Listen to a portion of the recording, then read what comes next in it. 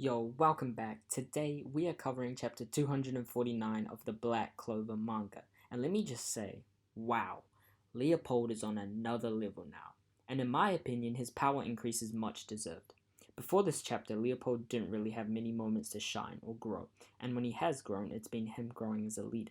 Despite being one of Asta's rivals, he hasn't had any transformations or power boosts like Asta, Yuno, and Noel. Instead, he was left behind. And not just that, he has been overshadowed by his two legendary siblings, Mereoleona and Forgoleon.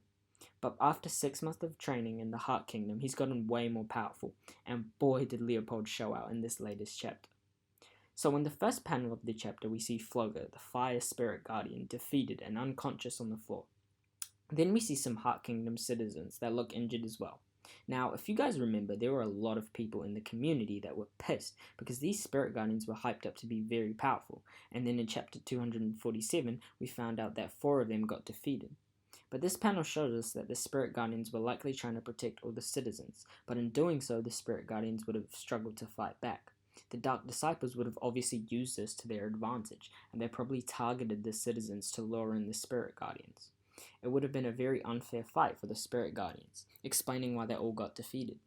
Moving on, the Heart Kingdom citizens say that if Floga, one of the Spirit Guardians, got defeated, then Leopold, a kid from the Clover Kingdom, will have no chance against the enemy.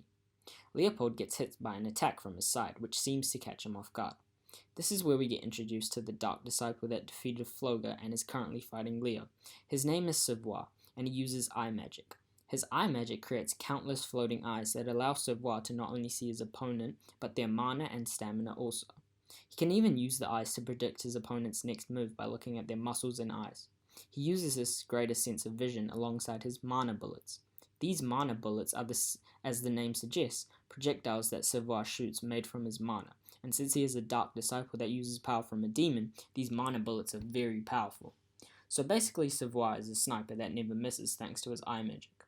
Leopold gets shot again, and he sees Floga lying unconsciously on the ground. Leopold then gets a flashback to when he was training with Floga, like how Luck got a flashback in his fight in the last chapter. Floga says to Leo that he can tell that there's something mentally holding him back. Leo explains that he feels overlooked because of how strong his two siblings are. He says, and I quote, "The stronger I get, the more I think that those two are stronger."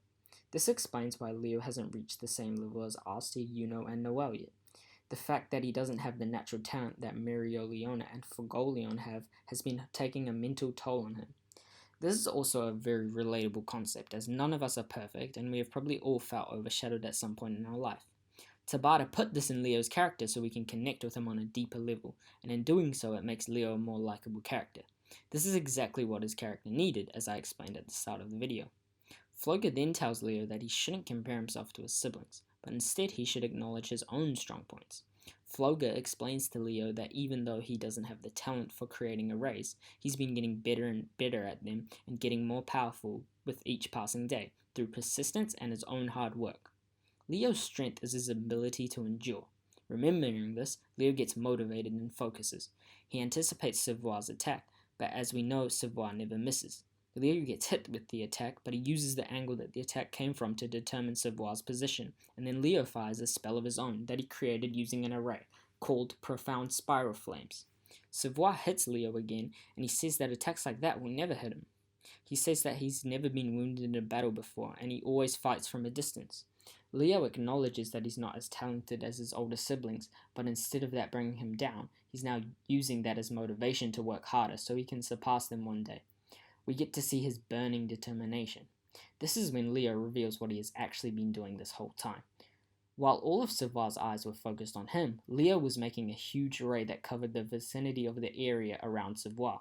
This is the biggest array we have seen created in this series. Just look at the size of that thing. As stated before, Savoir can see the amount of magic someone has using his floating eyes. Savoir didn't suspect anything because he thought Leo's magic was naturally depleting because of the damage he was taking during the fight, and his mana skin and spells would have also drained his magic. Leo's patience and endurance allowed him to create such a huge array without Savoir noticing. This shows how much Leo has grown since the time skip. Staying calm in a situation like that and finding the perfect strategy and executing it perfectly. It reminds me of his older brother, Forgoleon. It's already too late once Savoir notices the array. Leo activates the spell Crimson Eruption using the array. This spell causes the area inside the array to burst into flames. The Heart Kingdom citizens are impressed and say that they've never seen such a big array. Savoir screams in pain, and this screaming allows Leo to pinpoint his location. And then we get a really cool moment where Leo tells Savoir that he has made innocent people feel the same pain that he's experiencing right now, and he has no right to complain.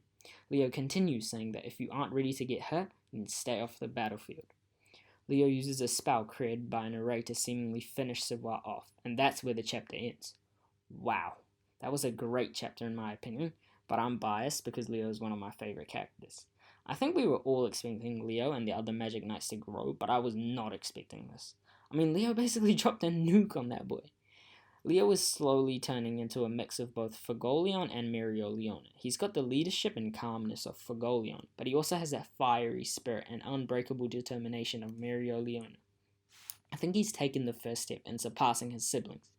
Seeing Leo grow this much makes me excited to see how much everybody else has grown too, especially Noelle. In terms of what's coming in the next chapter, it's really anyone's guess. We could see another character fight a Dark Disciple like Locke and Leo have done for the past few chapters, or we could go back to the Yami and Dante fight.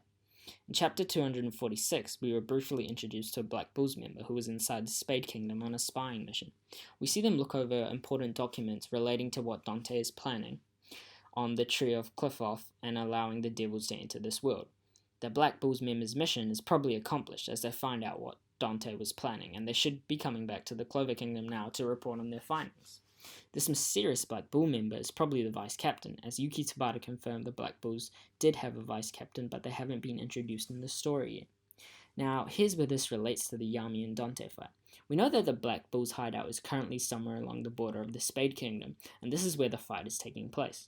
The Vice Captain has finished their mission and is leaving the Spade Kingdom, so I'm assuming that the Black Bulls Vice Captain will be drawn to the fight. Since they're a Vice Captain, it's safe to assume that they are powerful, so they'll be able to help Yami hold off Dante, and this will allow the Black Bulls to retreat, because right now, it's looking like no one has a chance against Dante, and even Yami isn't strong enough to beat him. Retreating is really the only option. I don't know though, maybe I'm reaching with that prediction. That's all there is to chapter 249. Tell me what you guys thought about the chapter in the comments below. Thanks for watching, and I'll see you all next time. Peace.